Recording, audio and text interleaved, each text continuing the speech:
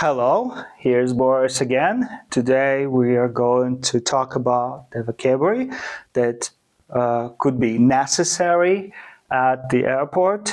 You might need it when you go there. The first two words that I want you to learn today will be departures, and arrivals. Okay, so departures, that's the place where you want to fly to another place, and arrivals, this is the place where you come to another place, right? So you arrive to it. So we have depart, so go away, arrive, come, right? Come over. Okay, well, we also might want to use the verb take off when we talk about the airplanes flying up. We say the airplane is taking off, and when the airplane goes to the airport, flies down to the airport, we say the plane is landing. Okay, so and you might want to watch departures on a display or arrivals on display when you are picking up your friend from the airport. Well, the first place where you come, okay, where you actually go when you go to the airport, okay, would be check-in desk. At check-in desk, okay, you check in your suitcase, right, and also you show your passport, your flight ticket, and you get a boarding pass. Well, at that place, the check-in desk officer or clerk might also ask you to put your suitcase on the scales. Well, when you put it on the scales, it shows how much it weighs, how many kilograms it weighs, and depending on the limits, they might ask you for extra pay if it exceeds this limit, right? So if it's a little bit more than you need. Okay, well, well, don't forget to book a ticket in advance. So you might want to go to an internet site, booking site, where you can flight a ticket. Also, you might want to register your flight in advance. So that's why you have to be at the airport before time, before your flight, like maybe at least 1 hour and 30 minutes, okay, or 2 hours. That would be nice, 1.5 hours. Next place where you go to will be security check. At the security check, you put your things, your belongings, your suitcase. Actually, in that kind of case, you have your handbag.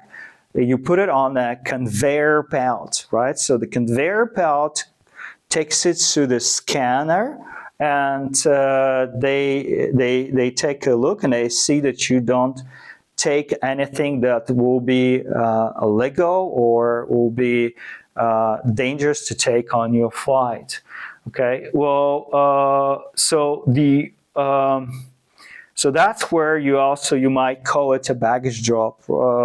That's where you leave your baggage. Well, you turn in your baggage actually in most of the cases at the check-in desk. They have a special place where you drop your baggage. You leave your baggage there, and it takes it on your flight. This conveyor belt takes it on your flight. Well, next place after the security check, right? You go to the passport control. The passport control, you show your passport. They make sure that all the data, your name, your photo corresponds, and then after that, on the way to the other country, you might have to go through the customs at the international flights. Well, you also want to make sure you have your boarding pass, and on your boarding pass you have the gate number. The gate number is actually the exit door, okay? And you go there, and when they announce your flight, they announce your boarding. Then you need to go through this exit door, through this gates, and board the plane.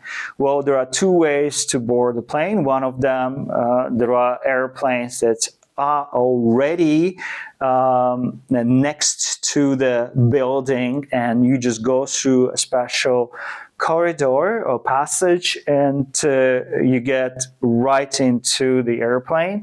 In other places, you need to take the coach, the airport coach or airport bus, and you go to board the plane, right? You go on the plane or you board the plane. Okay, well, there are different kinds of flights, and depending on these flights, you also want to know where your terminal is, right? So T stands for terminal. Terminals are different buildings. That could be a departure, right, terminal, or arrival terminal, or there could be terminal for domestic flight, terminal for international flight, or a terminal for connecting flights. So you might want to know those two as well. Well, domestic flight stays for the flights that are within the country, where you don't fly outside your country, but you fly within your country between the two cities. International flight or overseas flight, that's a flight where you go to another country. And if you go a long distance and there is no direct flight, you take a connecting flight. And the place you will stop will be called your stopover or layover, okay? So that's the place and the period of time where you'll be waiting for your next flight.